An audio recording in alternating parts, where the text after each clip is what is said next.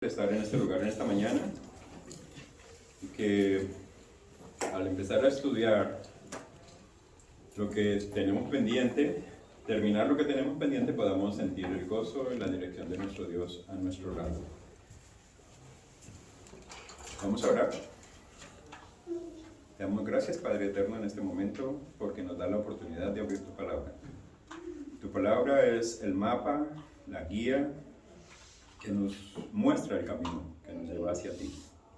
Permite que podamos leer ese mapa de una manera tal que podamos ver claramente el camino que tú tienes preparado y que al hacerlo podamos andar con esa seguridad de que tú siempre nos estarás guiando y estarás a nuestro lado. Tu bendición la rogamos y la imploramos en el precioso nombre de Cristo Jesús. Amén.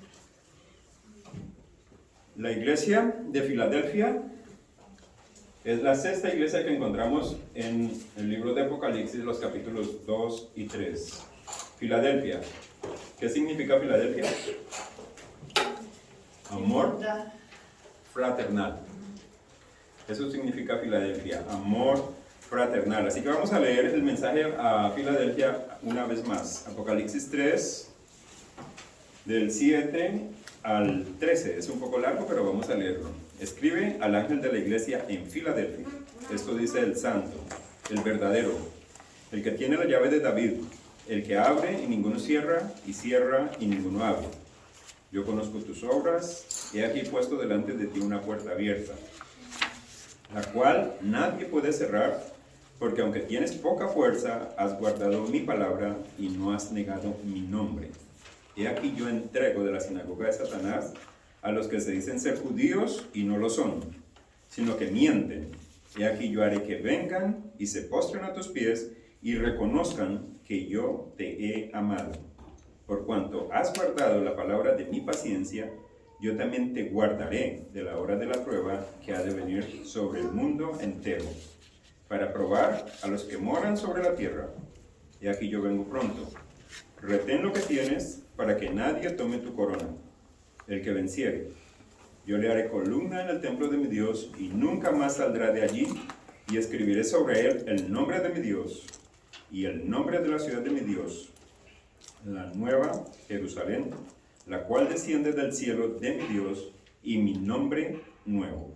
El que tiene oído, oiga lo que el Espíritu dice a las iglesias. La mayoría de estos versículos los empezamos a estudiar el sábado pasado, así que la mayoría de ellos ya tenemos idea de lo que estamos hablando en esta mañana. Es claro cuando el apóstol Juan nos habla acerca del plan que Dios tiene y de lo que Él está realizando. Vimos a través del estudio de Apocalipsis 3, del 7 al 13, que siempre que Jesús va a empezar una función o un acto, hay un suceso que está anunciando ese acto o esa función que Él está para empezar o ha empezado. ¿Recuerdan eso? Espero que sí, espero que no lo hayan olvidado. Espero que recuerden que en el tiempo de 1844, cuando se está hablando acerca de la iglesia de Filadelfia. 1844. Es un tiempo especial para nosotros, es un tiempo que nosotros conocemos muy bien.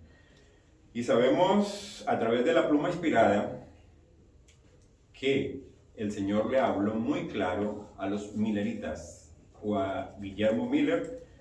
Si nosotros decimos William Miller, a lo mejor no lo conozcamos por ese nombre, pero es el mismo. Guillermo o William Miller es el mismo personaje. Así que a través de él, Elena de White y algo otros, en aquel entonces Dios nos mostró que Él iba a empezar una nueva función en el santuario, después de haber ascendido al cielo. ¿Qué función iba a hacer? ¿Recuerdan? Iba a empezar el juicio. ¿De quién? De los muertos. ¿Recuerdan que leímos una parte de la Espíritu de Profecía de donde Elena de White dice que en este año iba a empezar el juicio, comenzando por los que vivieron primero? ¿Quiénes fueron los que vivieron primero? ¿Recuerdan quién vivió primero en la tierra? Adán y su familia. Pero para ese entonces, la sierva del Señor dice que los mileritas no estaban listos. Vamos a usar hoy bastante el espíritu de profecía, y cuando pasemos a la siguiente iglesia vamos a usar muchísimo la Biblia también. Pero el pueblo no estaba aún preparado para encontrarse con su Señor. ¿Recuerdan esa cita? Esa también la leímos. Todavía le quedaba una obra de preparación que cumplir. Debía serle comunicada una luz que dirigiría su mente hacia el templo de Dios en el cielo. Y mientras seguiría allí, por fe a su sumo sacerdote en el desempeño de su ministerio, se le revelarían nuevos deberes. Había de darse a la iglesia otro mensaje de advertencia e instrucción. ¿Por qué? Si nosotros leímos una cita del Espíritu de Profecía que dice que del reavivamiento desde el tiempo de los apóstoles hasta 1844, no hubo ni un reavivamiento más puro que el de 1844. ¿Por qué el Señor no llevó al pueblo en ese entonces al cielo? Porque no estaban preparados, no conocían todas las verdades del lugar santísimo en el santuario celestial.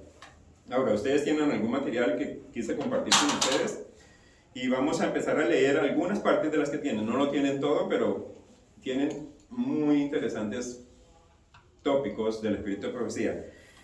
El primero que tienen ahí creo que dice, los que vivan en la tierra. ¿A qué tiempo se refiere?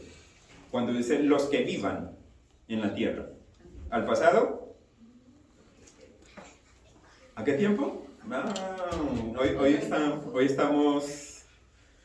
Los que vivan en la tierra cuando cese la intercesión de Cristo en el santuario celestial deberán estar en pie en la presencia de Dios, de un Dios santo, sin un mediador. ¿A qué tiempo se está refiriendo Elena de Guay? ¿Al pasado, a 1844? No, se está refiriendo al futuro. Por eso dice los que vivan. Los que vivan van a vivir sin un mediador. Sus vestiduras, ya debemos de estar vestidos de la justicia de Cristo según esto. Sus vestiduras deberán estar sin mácula, sus caracteres purificados de todo pecado por la sangre de la aspersión, por la gracia de Dios y por sus propios y diligentes esfuerzos. No es solamente la gracia de Dios, nosotros debemos también hacer nuestra parte. ¿Qué más sigue diciendo? Deberán ser, ¿qué cosa? Vencedores en la lucha con el mal. Mientras se prosigue el juicio investigador en el cielo, mientras que los pecados de los creyentes arrepentidos son quitados del santuario, debe llevarse a cabo una obra especial de purificación, de liberación del pecado entre el pueblo de Dios. ¿En dónde? En la tierra. Esta obra está presentada con mayor claridad en los mensajes del capítulo 14 del Apocalipsis. Cuando termine esta obra, los discípulos de Cristo estarán listos para su venida. ¿De qué obra está hablando el capítulo 14 del Apocalipsis? ¿Qué encontramos en el capítulo 14 del Apocalipsis? Los mensajes de los tres ángeles. Eso nosotros debemos de estudiarlos muy bien. Si tenemos oportunidad y a ustedes les interesa, de pronto los podemos empezar a estudiar más adelante. Eso, dice ella, es interesante, es algo que nosotros necesitamos comprender, dice ella en ese párrafo. Ahora, sigue diciendo ella, mientras que nuestro gran sumo sacerdote, ¿cuándo? Ahora. Mientras que nuestro gran sumo sacerdote está haciendo propiciación por nosotros, debemos tratar de llegar a la perfección en Cristo. Nuestro Salvador no pudo ser inducido a ceder a la tentación ni siquiera en pensamiento. Satanás encuentra en los corazones humanos algún asidero en que hacerse firme. Él es tal vez algún deseo pecaminoso que se acaricia, por medio del cual la tentación se fortalece. Pero Cristo declaró al hablar de sí mismo, viene el príncipe de este mundo. ¿Y qué cosa? Más no tiene nada en mí. Eso lo dijo el Señor Jesús en San Juan 14:30. Satanás no pudo encontrar nada en el Hijo de Dios que le permitiese ganar la victoria. Cristo guardó los mandamientos de su Padre y no hubo en él ningún pecado de que Satanás pudiese sacar ventaja. Ojo con esto, ¿qué cosa dice? Esta es la condición en que deben encontrarse los que han de poder subsistir en el tiempo de angustia. ¿Cómo debemos de estar nosotros en el tiempo de angustia si queremos estar con nuestro Señor? ¿Qué dice ella? ¿Cómo debemos de estar? ¿Cómo?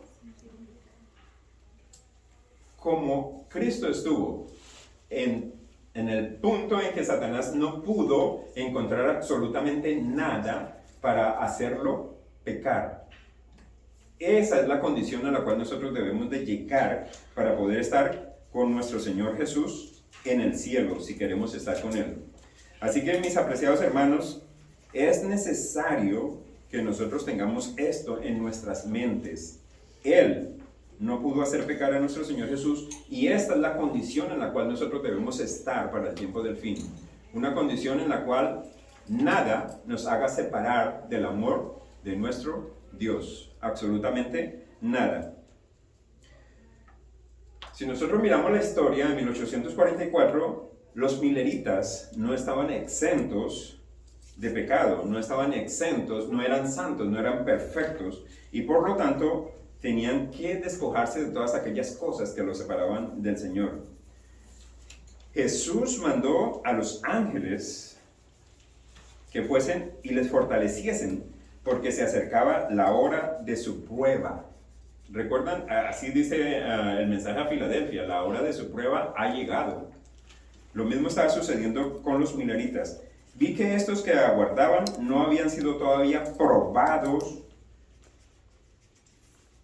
Vi que estos que aguardaban no habían sido todavía probados como debían serlo.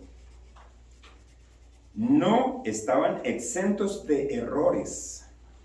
Y vi la misericordia y la bondad que Dios manifestaba al mandar a los habitantes de la tierra una amonestación y mensajes repetidos para inducirlos a escudriñar diligentemente su corazón y a estudiar las Escrituras a fin de que pudieran despojarse de esos errores que les habían transmitido los paganos y los papistas.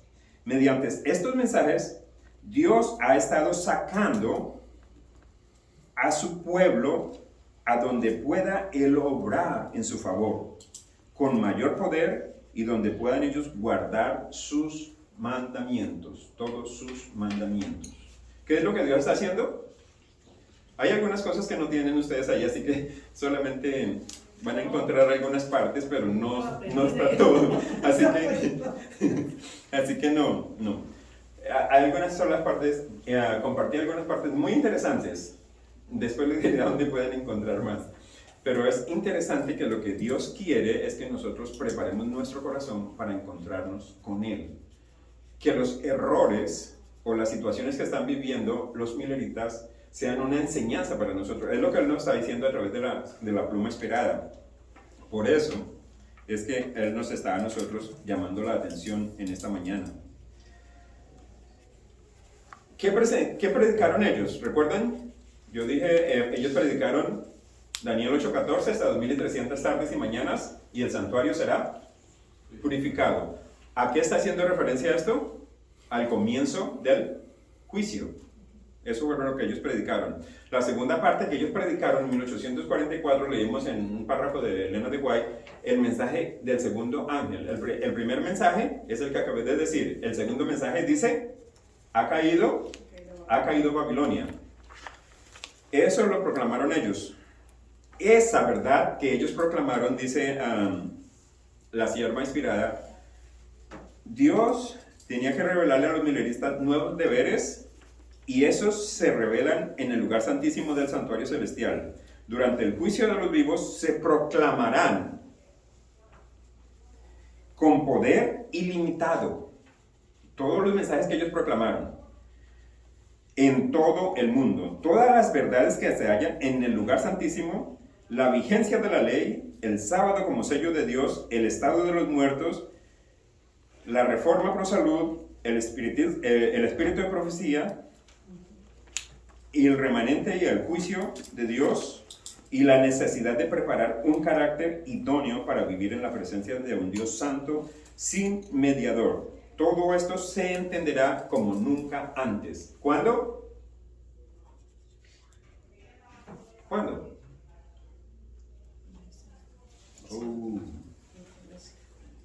Cuando se presente el fuerte clamor que encontramos en Apocalipsis 18. O sea, la iglesia de Filadelfia tiene una segunda fase, de acuerdo a lo que dice Elena de White. Todo lo que ellos proclamaron, ¿qué proclamaron? Ellos no entendieron la verdad del sábado hasta 1864, creo que es más o menos cuando ellos entendieron. Después del chasco, ellos entendieron que lo que estaban predicando era que en el cielo había empezado el juicio a los muertos, no el juicio a los vivos. ¿Recuerdan eso? Estas verdades que ellos presentaron, el pueblo de Dios la tendrá que presentar otra vez. Estas verdades se volverán a presentar al mundo. El juicio, la caída de Babilonia. Leímos algunos párrafos donde dice Elena de White que esto no se había cumplido todavía. Así que esto tiene un cumplimiento futuro. ¿Recuerdan eso? Estas verdades serán un ancla. Yo pregunto, ¿qué enseñamos nosotros acerca del sábado? Como adventistas, ¿el sábado es el día del Señor, sí o no? ¿Qué enseñan las iglesias cristianas? ¿El sábado es el día del Señor? No. ¿Qué enseñan ellas? El domingo es el día del Señor. ¿Qué enseñamos nosotros? ¿Que debemos de guardar los mandamientos de Dios? ¿Qué enseñan las iglesias cristianas? Los mandamientos quedaron abolidos, quedaron clavados en la cruz. Y así podemos seguir con muchos ejemplos, solamente que el tiempo no nos va a dar para tomar muchos ejemplos, solamente quiero dejarles esto en mente. Estas verdades, dice ella, serán un ancla para el pueblo de Dios en medio de la tempestad. Estos mensajes me fueron presentados como un ancla, dice ella en Primeros Escritos, la página 256, para el pueblo de Dios. Quienes los comprendan y acepten quedarán libres de verse arrastrados por los muchos engaños de Satanás. ¿Quiénes van a quedar libres de los engaños de Satanás? Quienes los comprendan y los acepten. Está hablando de del mensaje de los tres ángeles de Apocalipsis 14. Trágicamente, muchos adventistas que han basado sus experiencias religiosas en experiencias superficiales tales como los milagros, las emociones, las necesidades sentidas y los cultos emocionantes, y que dicen que es imposible ganar una victoria total sobre el pecado, se hallarán en el tiempo de angustia sin un ancla. Por eso es necesario que nosotros estudiemos los mensajes de los tres ángeles. Ahora sí, si ustedes quieren, encuentran algo ahí en sus páginas. Los cristianos profesos que llegaran sin preparación al último y terrible conflicto, confesarán sus pecados. Mire, este párrafo es para que nosotros lo tengamos en mente, ojalá todos los días. Este párrafo es excepcional para nosotros. Sigue diciendo, confesarán sus pecados con palabras de angustia consumidora, mientras los impíos, ¿qué cosa hacen? Se reirán de esa angustia. Esas confesiones son del mismo carácter que las de Esaú o de Judas. Los que las hacen lamentan los resultados. ¿Pero qué cosa? Los resultados de la transgresión, pero no su culpa misma. No sienten verdadera contrición ni horror al mal. Es un llamado para nosotros muy específico en esta mañana, pienso yo. No sé si ustedes lo miren o lo acepten de esta manera, pero el Señor me está diciendo que yo debo qué hacer hoy que tengo chance.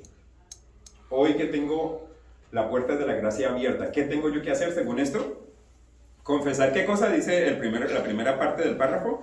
Confesar mis pecados ahora, antes de que ese tiempo llegue y ya no tenga opción, porque la puerta de la gracia se habrá cerrado. Por lo tanto, es esencial que nosotros tengamos esto en nuestra mente.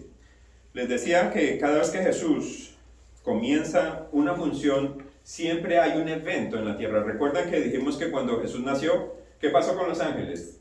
Cantaron, le avisaron a los pastores y fuera de eso vinieron magos de otras partes a visitar a Jesús cuando él nació. Si seguimos así en la vida del Señor Jesús, vamos a ver que antes de empezar su ministerio, algo pasó. Antes de su crucifixión, algo pasó. ¿Recuerdan todo eso? Lo hemos estudiado, lo vimos la semana pasada. Así que cuando el Señor Jesús comienza un ministerio, una nueva faceta en su ministerio, una nueva función, Él siempre hace un anuncio en la tierra. El mensaje de 1844 tuvo el propósito de anunciar que estaba a punto de comenzar el juicio de los muertos, que profesaron alguna vez el nombre de Cristo. Poco antes de cerrarse la puerta de la gracia, habrá otro anuncio de Dios por intermedio de su pueblo, de que está por comenzar, ¿qué cosa? ¿El juicio? ¿A quiénes? A los vivos. A nosotros, los que quedamos, que profesan servir a Jesús. Mire cómo lo escribió Elena de White en El conflicto de los siglos. El juicio se lleva a cabo ahora en el santuario celestial. Esta obra se viene realizando desde hace muchos años. Pronto, nadie sabe cuándo, les tocará ser juzgados a los vivos.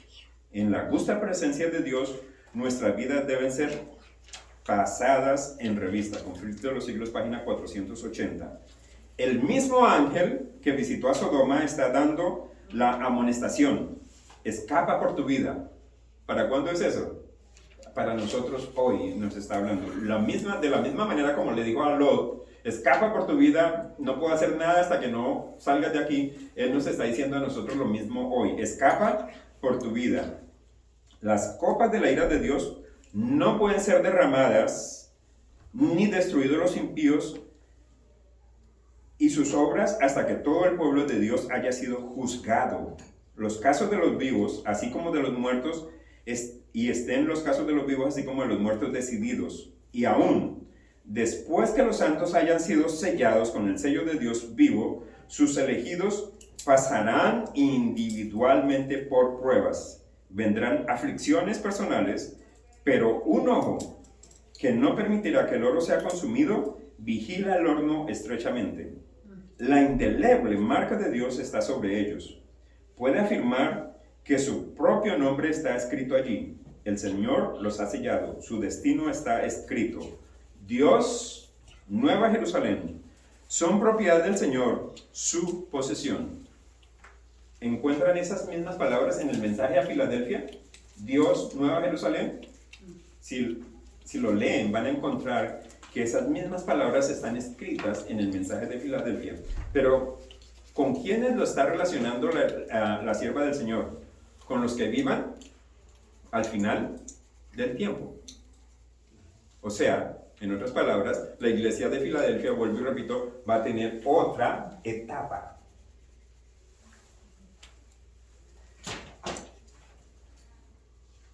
Vamos a ir un momentito otra vez a la lectura bíblica.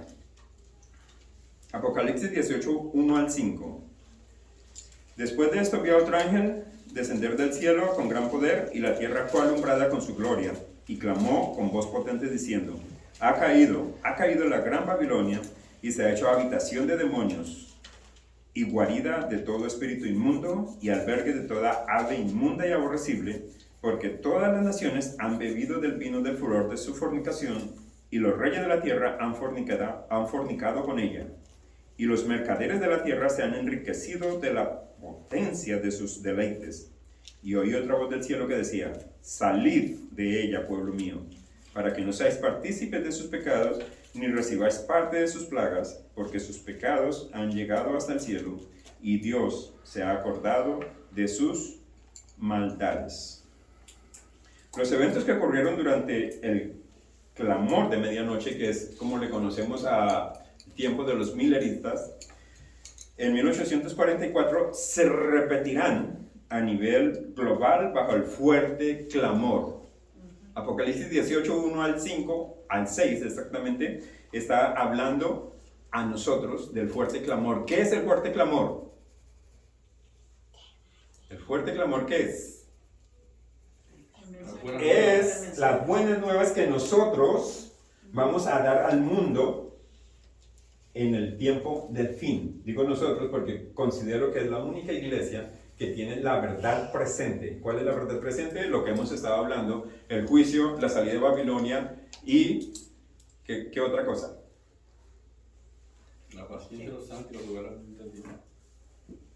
La caída de Babilonia, el juicio investigador y el llamado último que está haciendo el tercer ángel y lo que está corroborando Apocalipsis 18, que es el fuerte clamor. ¿Cuál es el ángel del Apocalipsis 18? La iglesia que Dios está preparando para llevar al cielo. ¿En dónde están estas personas que Dios está preparando para llevar al cielo? Nosotros tenemos la oportunidad hoy de formar esa iglesia, pero tenemos la obligación de llevar este mensaje a los miembros a los hermanos de nuestras otras denominaciones, para que ellos salgan de allá, para que no participen ¿de qué? De las últimas postreras plagas que van a caer sobre esta tierra. Es el deber que nosotros tenemos como siervos del Señor. Ángeles fueron enviados para ayudar al poderoso ángel. Está hablando de Apocalipsis 18. Ángeles fueron enviados para ayudar al poderoso ángel del cielo.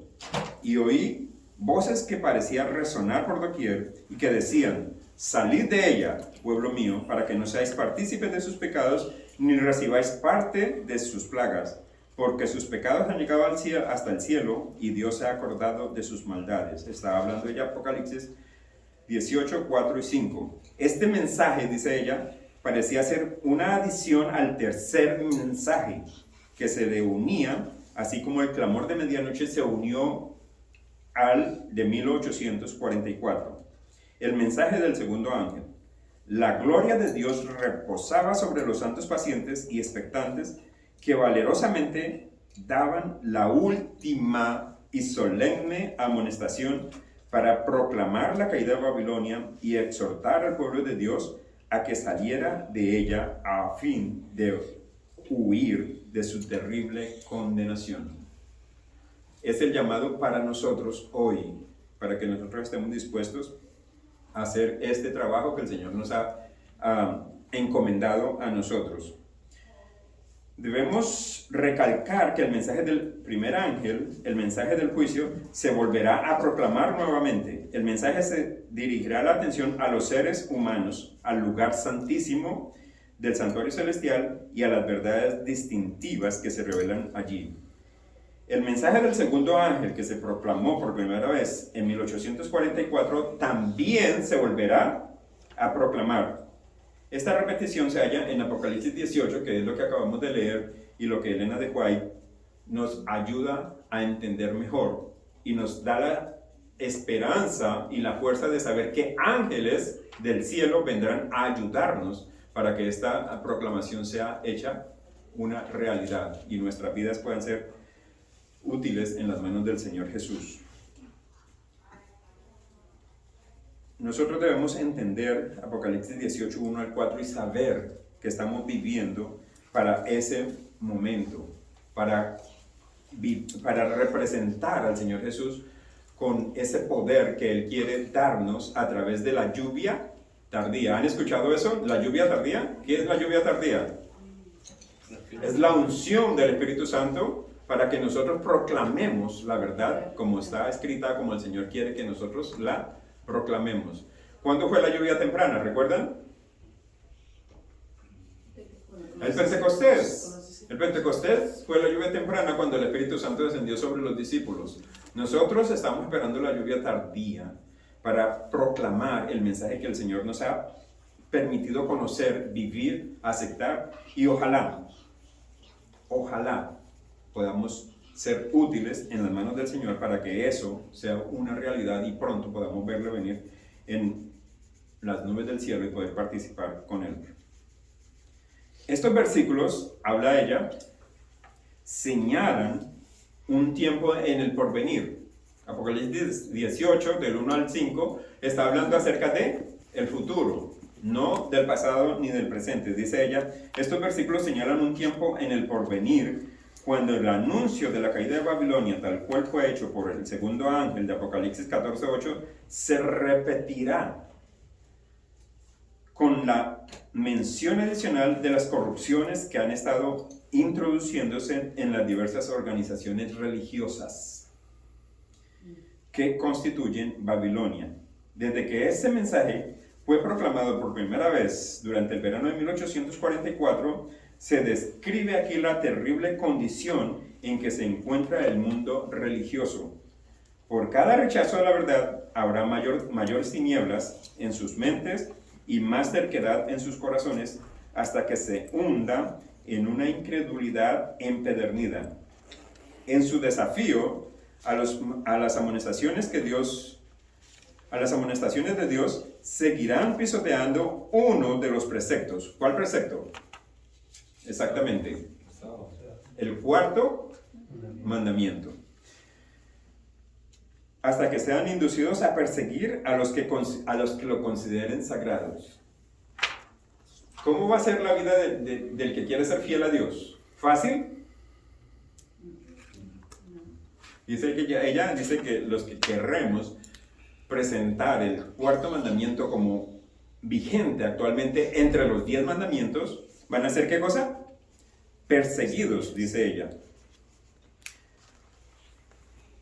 Se desprecia a Cristo cuando se manifiesta desdén hacia su palabra y hacia su pueblo. Conforme vayan siendo aceptadas las enseñanzas del espiritismo en las iglesias, desaparecerá el freno impuesto al corazón carnal y la religión se convertirá en un manto para cubrir las más bajas iniquidades. La creencia en las manifestaciones espiritistas abre el campo a los espíritus seductores y a las doctrinas de demonios, y de este modo se dejarán sentir en las iglesias las influencias de los ángeles malos. Mis apreciados, es importante que nosotros le permitamos al Señor hablar en nuestro corazón. Es importante que nosotros le digamos al Espíritu Santo que abra nuestra mente para comprender lo que Él tiene para nosotros. Que no solamente abra nuestra mente, sino que nos enseñe esas porciones que Él inspiró a los escritores bíblicos para que nosotros las tengamos hoy en nuestra mente, a nuestra disposición, en nuestras Biblias. ¿Qué sucederá cuando nosotros permitamos que el Espíritu Santo haga esa obra en nosotros? ¿Qué sucederá? Tienen una parte, en la siguiente parte en sus hojas, dice, vi que este mensaje, ¿qué cosa? Terminaría con poder, ¿y qué más? Y fuerza que excedía en gran medida el clamor de medianoche. Los siervos de Dios, dotados con el poder del cielo, con sus rostros iluminados y refulgentes de santa consagración, salieron a proclamar el mensaje celestial. Muchas almas diseminadas entre las congregaciones religiosas respondieron al llamamiento y salieron presurosas de las iglesias condenadas. Como Lot salió presuroso de Sodoma antes de la destrucción de esa ciudad, se fortaleció el pueblo de Dios con la excelsa gloria que sobre él reposaba en copiosa abundancia, ayudándole a soportar la hora de la tentación. Oí multitud de voces por todas partes exclamaban, aquí está la paciencia. ¿Recuerdan cómo dice San Mateo 24 cuando habla de paciencia? Dice la perseverancia. La palabra hupomone traduce perseverancia, que es la palabra que nosotros debiéramos de utilizar aquí. Aquí está la perseverancia. Los que han perseverado al aceptar y al caminar en las enseñanzas que el Señor nos ha permitido conocer. Perseverar es algo importante para que nosotros lo tengamos en cuenta. ¿Cómo vamos a salir? Dice, con la fuerza y el poder que excedía. Más fuerte, más grande que todo lo que nosotros hayamos podido ver. Más grande que el Pentecostés. Más grande que el clamor de medianoche de 1844, aunque Elena de White dijo que ese era un movimiento perfecto, que el amor que se reflejó allí era lo máximo, que nunca se había visto algo similar hasta ese entonces. Va a ser mucho más grande, mucho más perfecto, mucho más puro. ¿Le vamos a permitir a Dios que obre de esta manera en nuestros corazones? Eso depende de cada uno de nosotros. A pesar de la devastación, del decaimiento general de la fe y de la piedad, hay en esas iglesias, está hablando de las otras denominaciones, verdaderos seguidores de Cristo. Antes que los juicios de Dios caigan finalmente sobre la tierra, habrá entre el pueblo del Señor un reavivamiento de la piedad primitiva, cual no se ha visto nunca desde los tiempos apostólicos.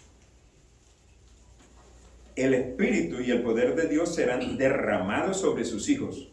Entonces muchos se separarán de esas iglesias en las cuales el amor de este mundo ha suplantado al amor de Dios y su palabra.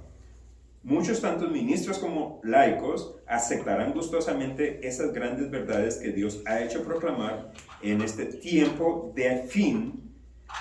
y a fin de preparar a un pueblo para la segunda venida del Señor. Yo creo que es específico, como Elena de White nos habla a nosotros en esta mañana. Nosotros necesitamos ser fieles.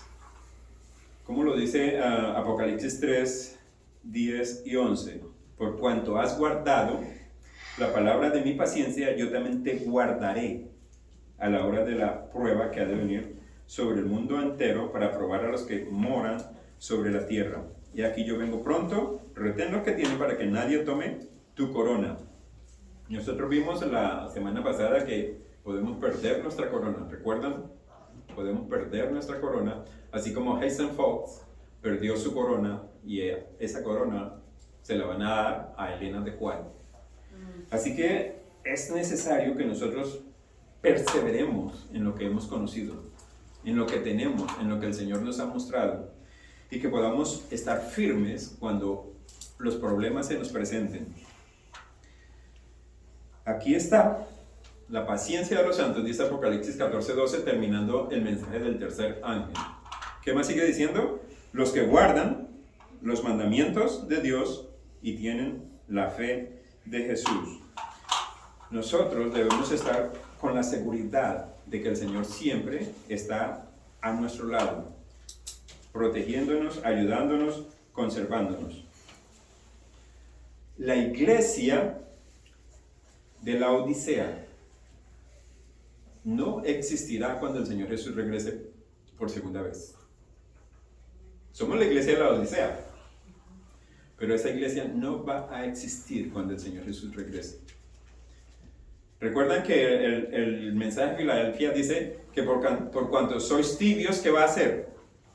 Los vomitaré de mi boca. ¿Cómo dice San Mateo? Mateo dice que habrá un zarandeo. Es prácticamente lo mismo. Eso lo vimos en la lección pasada. Los que sean fríos o calientes en el tiempo de la Odisea van a tener que tomar una decisión. No va a haber un término medio, no va a haber tibio. ¿Qué es un tibio? Un tibio tiene algo de frío y algo de caliente, pero no es ni de un lado ni del otro. Por lo tanto, mis apreciados hermanos, nosotros tenemos hoy la oportunidad de tomar la decisión a qué lado estar. El mensaje para nosotros hoy es: ¿a qué lado voy a estar? ¿A quién voy a seguir? Cuando llegue el momento de decidir, ¿voy a seguir las órdenes de Dios o voy a seguir las órdenes de los hombres? De nosotros depende. No depende de Dios, no depende de absolutamente nadie más. Solo de nosotros. Cada uno tiene que decidir qué va a hacer de su vida. Tienen otro pasaje en sus hojas. Cuando la religión de Cristo sea más despreciada,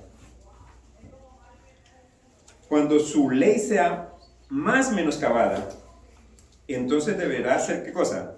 Más ardiente nuestro celo y nuestro valor y firmeza más inquebrantables. El permanecer de pie en defensa de la verdad y la justicia cuando la mayoría nos abandone. El pelear las batallas del Señor cuando los campeones sean pocos. Esta será nuestra prueba. En este tiempo, ¿qué debemos de hacer? Obtener calor de la frialdad de los demás, valor de su cobardía y lealtad de su traición. La nación estará de parte del gran caudillo rebelde. Cuando habla de la nación, ¿de qué nación está hablando? Estados Unidos de América. Estará de parte del caudillo rebelde que es Satanás, en otras palabras. Pero nosotros, ¿cómo debemos de estar? Listos, firmes, preparados para seguir adelante, aun cuando se presenten estas situaciones difíciles para nosotros. Se procurará imponernos la marca de la bestia. Los que hayan cedido paso a paso a las exigencias mundanales y se hayan conformado a las costumbres del mundo, cederán a las autoridades antes que someterse al ridículo, los insultos, las amenazas, el encarcelamiento y la muerte. Todo esto va a suceder. Ella nos está hablando claro a nosotros hoy en día. ¿Qué se nos va a presentar? Nos van a hacer el ridículo, nos van a insultar, nos van a amenazar, si es posible nos van a encarcelar o nos van a quitar la vida. Eso está también en San Mateo 24. La contienda será entre los mandamientos de Dios y los mandamientos de los hombres. Es lo que yo les decía hace un momentito. ¿A cuál vamos a seguir? ¿En qué lado estaremos? En ese tiempo el oro será probado y separado de la escoria en la iglesia. ¿En dónde? En la iglesia. Dice, en ese tiempo el oro será probado y separado de la escoria en la iglesia. La verdadera piedad se distinguirá claramente de la apariencia y del oropel. Más de una estrella que hemos admirado por su brillo se apagará entonces en las tinieblas. Como una nube, el tamo será llevado por el viento, aún en lugares donde vemos solo eras de rico trigo. Todos los que llevan los ornamentos del santuario, pero no están vestidos de la justicia de Cristo, aparecerán en la vergüenza de su desnudez. ¿El llamado es para quién? Para mí. Porque estoy participando de lo que Él me está diciendo. Estoy participando de la gracia que Él me está dando. Estoy diciendo que soy hijo de Dios, adventista del séptimo día, que quiero que Él regrese, que estoy proclamando sus verdades. Pero si no estoy vestido de la justicia de Cristo, esto no me va a servir absolutamente para nada. Absolutamente para nada. Cuando nosotros no permitimos que eso obre en nuestros corazones, vamos a participar. Lo voy a decir de una manera que a lo mejor parece cruel, pero va a ser la realidad. Vamos a participar de la sinagoga del Señor o de la sinagoga de Satanás. ¿Satanás tiene sinagoga? Satanás tiene sinagoga. Miren lo que dice Elena de White en Testimonio para los Ministros. Satanás tiene una gran confederación, su iglesia. Satanás tiene una iglesia. Cristo la llama la sinagoga de Satanás, porque sus miembros son hijos del pecado. ¿Qué es pecado? Transgresión de la ley. Entonces, ¿quiénes son los que forman parte de la sinagoga de Satanás? Los que transgreden la ley de Dios. Los miembros de la iglesia de Satanás han estado constantemente trabajando para desechar la ley divina y confundir la distinción entre el bien y el mal. Satanás está trabajando con gran poder en los hijos de desobediencia y por medio de ellos para exaltar la traición y la apostasía como si fuera verdad y lealtad. Solo vamos a tener dos opciones, mis apreciados. Solo dos opciones. O participamos con Cristo o participamos con Satanás. No va a haber un medio. Por eso la iglesia de la Odisea no va a existir como iglesia en el tiempo del fin. Los que se calienten pasarán a formar parte del estado de la iglesia de Filadelfia. Y los que se enfríen pasarán a formar parte de la iglesia de el enemigo del Señor. La doctrina de la perduración de la vida consciente después de la muerte de los espíritus de los muertos en comunión con los vivos no tiene fundamento en las Escrituras y sin embargo esas teorías son afirmadas como verdad. Mediante esta doctrina falsa se han abierto el camino para que los espíritus de demonios engañen a la gente al presentarse a sí mismos como los muertos. Los instrumentos satánicos personifican los muertos y en esa forma llevan cautivas a las almas. Satanás tiene una religión, tiene una sinagoga y adoradores devotos. Para llenar sus filas de sus devotos, utiliza toda clase de engaños. Es más claro para nosotros, no creo que Elena de White y la Biblia nos hable más claro. La sinagoga de Satanás de Apocalipsis 3 es la misma sinagoga de la cual Elena de White nos está hablando a nosotros. Satanás quiere forzar las mentes y a los seres humanos. Jesús siempre está tocando. Él nunca te va a forzar. Contrario a lo que hace su contraparte. Así que, mis apreciados hermanos, Satanás sabe que muy pronto habrá entre el pueblo de Dios un gran reavivamiento. Eso lo está diciendo para nosotros hoy. Y por lo tanto, antes de llegar a ese tiempo, introducirá en la sinagoga, en Babilonia o en sus iglesias, una falsificación. El enemigo de las almas desea impedir esta obra. ¿Qué obra? La obra del reavivamiento. El enemigo desea impedir esta obra y antes de que llegue el tiempo para que se produzca tal movimiento, tratará de evitarlo, introduciendo una falsa imitación. Hará aparecer como que la bendición especial de Dios es derramada sobre las iglesias que puede colocar bajo su poder seductor. Allí se manifestará lo que se considerará como un gran interés por lo religioso. Multitudes se alegrarán de que Dios esté obrando maravillosamente en su favor, cuando en realidad la obra provendrá de otro espíritu, bajo un disfraz religioso. Satanás tratará de extender su influencia sobre el mundo cristiano. Conflicto de los siglos, página 458. Está trabajando arduamente en estos momentos también. ¿Por qué? Porque, según lo que leímos, sabe que va a venir un reavivamiento y que le queda poco tiempo. ¿Han leído esa parte?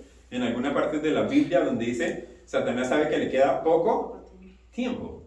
Así que él sabe esto y por lo tanto, él también está actuando de una manera rápida. Y si nosotros miramos lo que vemos alrededor en el mundo, en otras denominaciones, vemos prácticamente el trabajo que él está realizando hoy en día. Así que, mis apreciados hermanos, es necesario que abramos nuestros ojos, nuestra mente, para que el Señor nos haga ver lo que Él desea que veamos. El tiempo corre.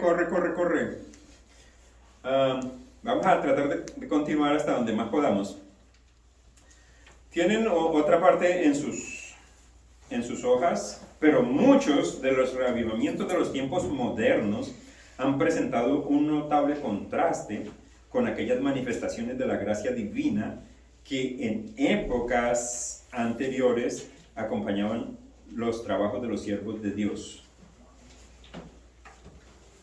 Es verdad que despiertan gran interés que muchos se dan por convertidos y aumenta en gran manera el número de los miembros de esas iglesias.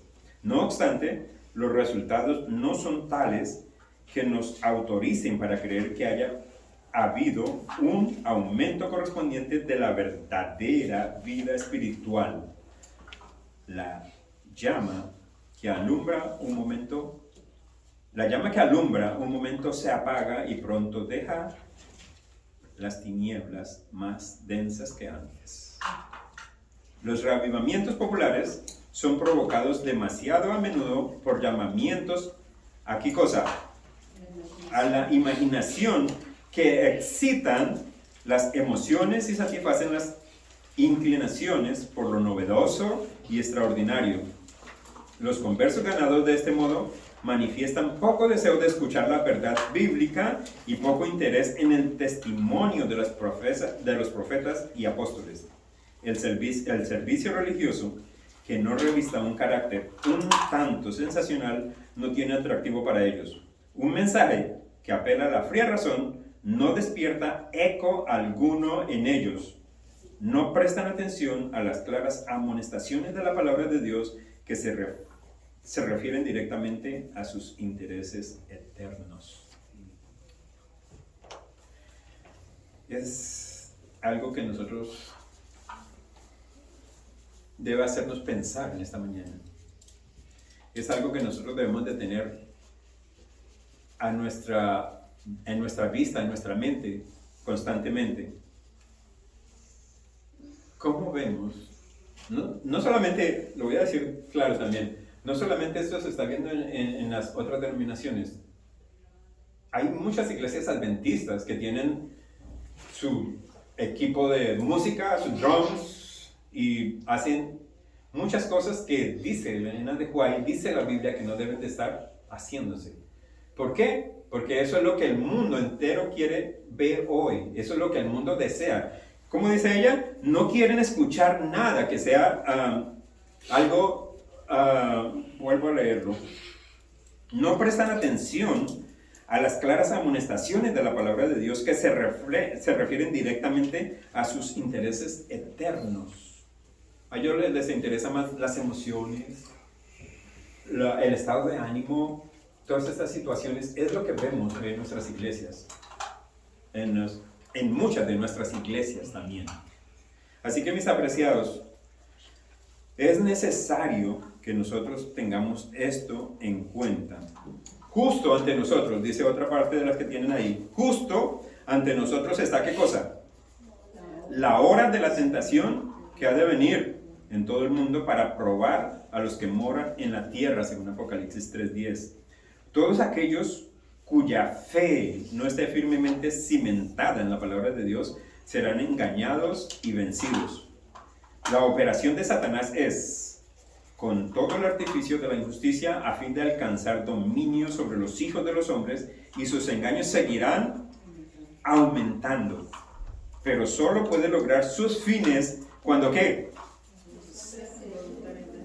Cuando ¿qué? Los hombres ceden voluntariamente a sus tentaciones. Los que buscan sinceramente el conocimiento de la verdad y se esfuerzan en purificar sus almas mediante la obediencia, haciendo así lo que pueden en preparación para el conflicto, encontrarán seguro refugio en el Dios de verdad. Y por cuanto has guardado la palabra de mi paciencia, yo también te guardaré, dice el versículo 10 de Apocalipsis 3, es la promesa del Salvador. Él enviará a todos los ángeles del cielo para proteger a su pueblo antes que permitir que una sola alma que confíe en él sea vencida por Satanás. ¿Qué mandará el Señor? Si es necesario, a todo el ejército de ángeles del cielo, solo para proteger a una sola persona que quiere depender de él. Es una promesa. La podemos reclamar cuando nosotros la necesitemos o cuando nosotros veamos que es necesario que esté a nuestro lado. Y Él la va a cumplir porque Él es fiel en lo que ha prometido. Es una promesa para nosotros. Esto está muy relacionado con Apocalipsis 7. Lo vimos la semana pasada y lo vuelvo a repetir en este momento. Filadelfia y los 144,000 están estrechamente relacionados. Los 144,000 estaban todos sellados y perfectamente unidos en su frente. Llevaban escritas estas palabras: Dios, Nueva Jerusalén. ¿Dónde encuentran esas palabras? Apocalipsis 3, en el mensaje a Filadelfia. Las mismas palabras. Además, una brillante estrella con el nuevo nombre. ¿También está eso en Filadelfia? También está eso en el mensaje a Filadelfia. Los impíos se enfurecieron al vernos en aquel santo y feliz estado y querían apoderarse de nosotros para encarcelarnos. Cuando extendimos las manos en el nombre del Señor, cayeron rendidos en el suelo. Entonces conoció la sinagoga de Satanás que Dios nos había amado a nosotros, que podía lavarnos los pies unos a otros y saludarnos fraternalmente con ósculo santo. Y ellos adoraron a nuestros pies. Esto no se ha cumplido, esto no se cumplió en la etapa de la iglesia de Filadelfia en 1844, por lo tanto esto está en el futuro. Cuando todo esto vaya a acontecer, cuando la situación nos parezca difícil a nosotros que estemos participando en el grupo de los 144,000, dice, ellos van a adorar junto a nosotros, ¿a quién? A nuestro Dios. Vuelve y lo leo.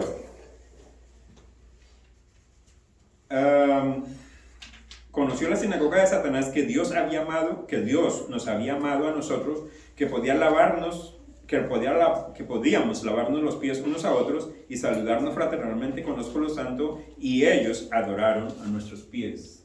¿A quién adoramos nosotros? A Dios. Ellos van a adorar a nuestro Dios en el futuro cuando vean todo lo que Dios ha hecho por cada uno de nosotros, cuando vean la obra maravillosa que el Señor ha realizado en cada uno de nosotros. ¿Qué debemos de hacer?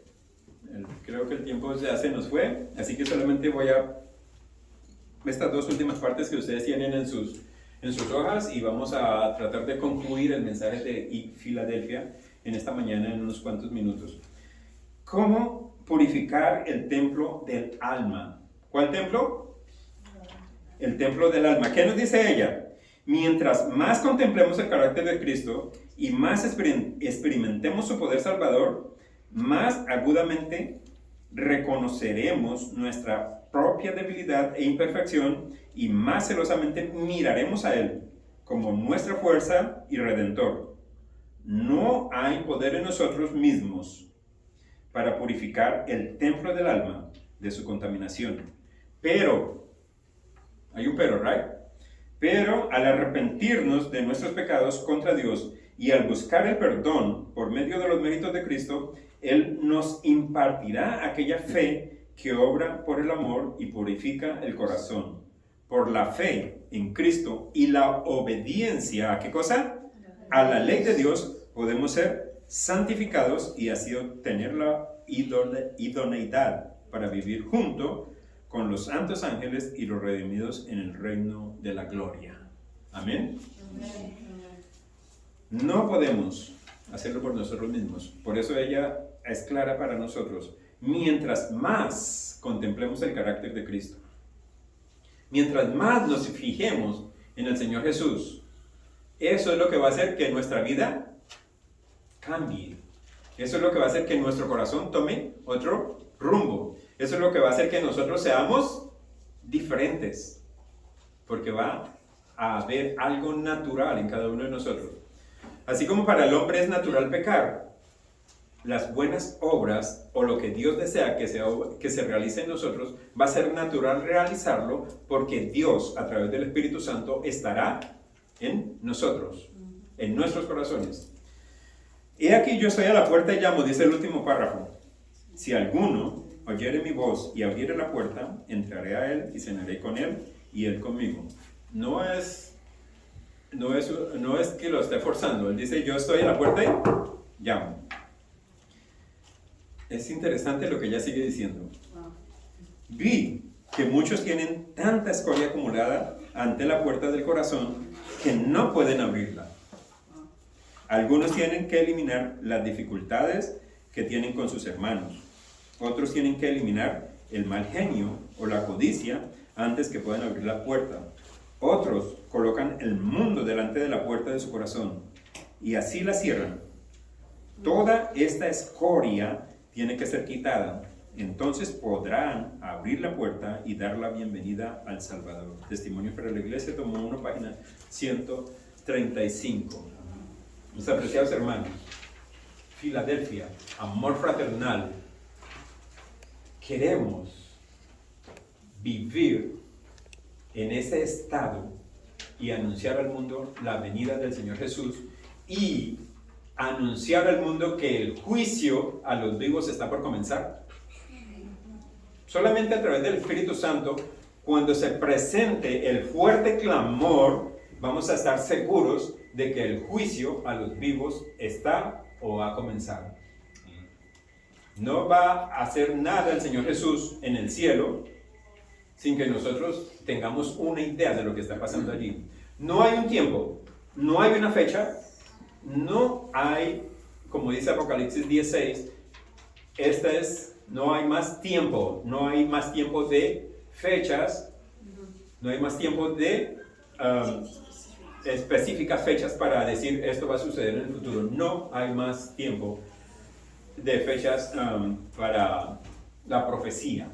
Así que es necesario hoy abrirle nuestro corazón al Señor, decirle: yo quiero estar allí, yo quiero ser útil en tus manos, pero tengo que prepararme hoy para poder hacerlo mañana.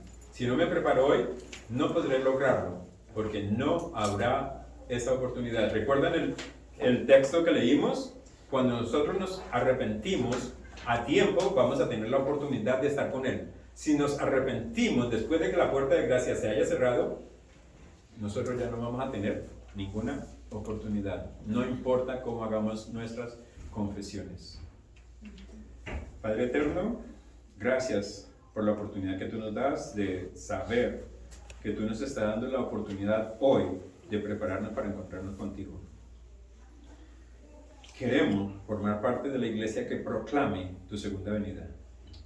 No podemos hacerlo por nuestras propias fuerzas ni en nuestras propias capacidades.